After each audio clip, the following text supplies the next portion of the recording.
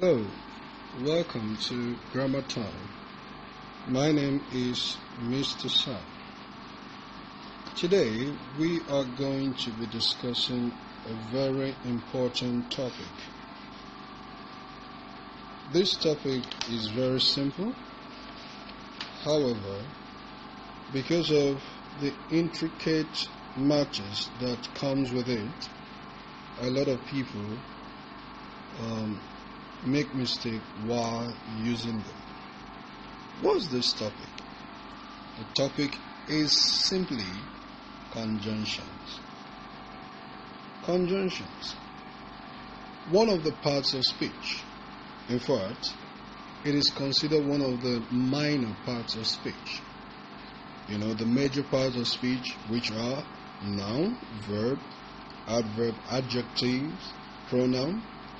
These are the ones we consider as the major part of speech.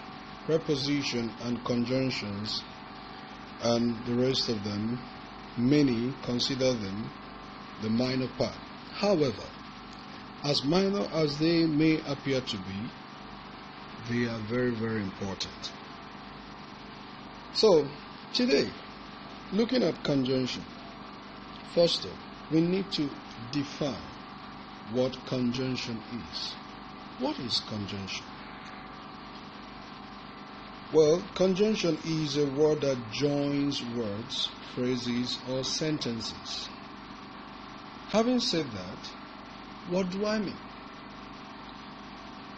When we talk about conjunction, we talk about something that put together a word, a phrase, or sentences together, bringing them to come under one sentence, either as a simple sentence, as a compound sentence, as a complex sentence, as a compound complex sentences, whichever way we use conjunction to deal with that.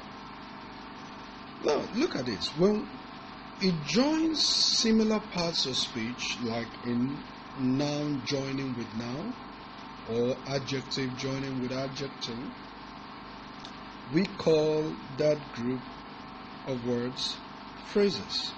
For example, we have here Monica and Jane were good friends. Look at it, Monica and Jane. Monica is a noun, Jane is a noun. Then the second example, the woman was poor but honest. These are adjectives, words we use to describe. So when we join this, Monica and Jane become a phrase. Poor but honest is also a phrase. However, when a conjunction joins sentences to make one large sentence, we call the sentences clauses. For example, a sentence like "the boy was clever" is a sentence. Now, "he was very lazy" is also a sentence. When we put these two sentences together with a conjunction, we are putting clauses together. We call a part of it a clause. One of them is a main clause, the other is a subordinate clause. So we use examples: the boy was clever, but he was very lazy. He could not win, though he played his best. These are examples that we are given about conjunctions when they are joining larger sentences together. Now, most times we mistake the function of a word. When we look at them, it appears the same, so we call it this. Remember, I've always told you that no word in isolation belongs to any part of speech except when it is used in a sentence. What do I mean by that? No word in particular, when it is alone, could be said that this is what it is. It is when we use them in a sentence that we can now classify it based on the function. Take for instance, the word till could be seen as a preposition here. It could also be regarded as a conjunction. The same with before, the same with after. Here, under preposition, we use it in this way. He walked till 8 o'clock. But under conjunction, you say he walked till it was 8 o'clock. It was 8 o'clock is a sentence, is a clause. He walked is also a clause. However, using till to join them together, it is very understandable. He walked till it was 8 o'clock. But a preposition which shows a relationship between two nouns or two things. Here, he walked till 8 o'clock. Rose went away before dinner. Rose went away before dinner was served. Dinner was served can stand. Excuse me. Dinner was served can serve as a clause because there is a finite verb there which is served, was served. Excuse me. Rose went away before dinner. Before dinner is a phrase. The word before dinner is a phrase. But dinner was served is a clause. He locked the door after them. He locked the door after they had gone. So, always note when to say that this is a preposition in a word and this is a conjunction. It is based on the function of that word or how the word or the sentences are structured. We move forward.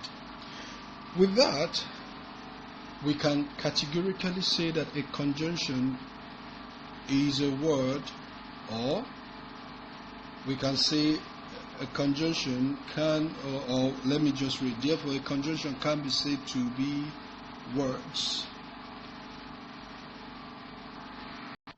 Therefore, we can say a conjunction can be said to join words, phrases, clauses, and sentences together. Now, we can see the examples that have been given. I eat bread and butter for breakfast. The word "and" is the conjunction there. I eat bread or yam for breakfast. The man and his wife quarrel regularly. You can look up the rest of the example. Let's move forward. We have different types of conjunction. However, there are three basic types of conjunction. They are coordinating conjunction, correlating conjunction, and subordinate conjunctions. Having said that, but apart from these three words, there is another one known as conjunctive adverbs. Conjunctive adverbs. We're going to look at it later. Conjunctive adverbs. It shows the relationship between clauses of equal status. Well, let's look at other ones that we've mentioned. Coordinating conjunction. These are conjunctions that join words or group of words that have equal grammatical status in a sentence. The words such as for, and, nor, but, or, yet, and so.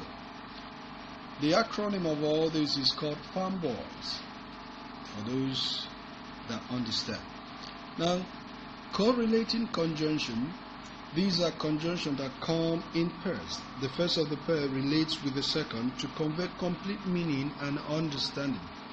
It means that one of them can't go alone. They are both and. Both and. That means both and the word and. Either and or. That's either or. Neither nor. And a lot of them. We have a lot of them, like whether or, not only, but also, not only, but, and all the rest of them. Then subordinate conjunction. These are conjunction that joins a subordinate clause to the main part of a sentence or to the main clause. They are words. The words that could be used are words as although, if, as long as, while, until, when. Now, the fourth one, which is conjunctive adverbs. These are words used to show the relationship between clauses of equal status in a sentence. They are words such as also, moreover, furthermore, likewise, therefore, however, consequently, nevertheless, thus, and the rest of them. So, having said this, I want us to look at some examples how they've been used. In coordinating conjunction, we have at least 8 examples here. The Nigerian national team wear green and white jerseys. The Nigerian national team wears green and white jerseys. I feel cold. Give me very hot tea or pap to drink. Alright. Tyre goes to bed early but wakes up very late. Okay. Let's move on. Examples of correlating conjunctions. You have to pay attention. You either pay the school fees or buy the textbook. You see how they work? Both my mother and I spent the last vacation in the UK. Neither the senior national team nor the junior one is doing well. Now, when you are using neither and nor, remember you have to use a singular verb to refer to that. Well, when we get to that aspect, we will discuss more about it. But these are examples of them. She is not only beautiful, but she is also intelligent. Wonderful. Examples of subordinate conjunction. While waiting for their teacher, the student discussed at length. I will appoint him if you recommend him, and the rest of them. Now, functions of conjunctive adverbs. I want us to look at this very, very important aspect. Conjunctive adverbs function as replacement for conjunctions such as and but. But for instance, words such as moreover, furthermore, and also, and besides are used to replace and, while words such as however, nevertheless, still, nonetheless are employed to replace but. For conjunctive adverbs such as therefore, accordingly, consequently, thus, and they are used to show the outcome of a preposition, while similarly, likewise, and equally show similarity between prepositions. The function of these conjunctive adverbs has a lot in stock for us. Instead of us to use the singular words such as and but, we have been given examples of words that we could use in places of them. So, the more we use them, the more we develop our vocabularies and the rest of them. All right, I think it's time for evaluations. You are going to find these words very important. So from the words listed below, choose the most appropriate word to fill in the missing gap. Look at it carefully and do the important assignments that you've been given. Okay. Look at it carefully. So you are supposed to use the words that have been provided: and, or, no, but, yet, so, for, not, why, and the rest of them. Look at the blanks. He did not keep the appointment. Dash called for apologies. Okay. Look at it very well. We have about 14 of it. Then this exercise is a choose from the underlisted correlative conjunction the best pair to fill in the missing gaps. Look at it carefully. You can pause it so that you will get it very well. Number one is a dash my mother and I will be able to attend the wedding ceremony. Dash the pilot and the co-pilot were dash the pilot dash the co-pilot were injured in the accident. Excuse me. She's allergic to dash. She's allergic dash to perfumes dash to fresh paint.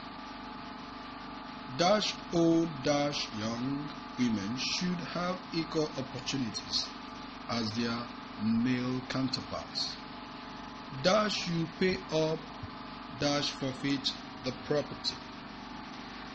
Thank you so much for listening, and God bless you.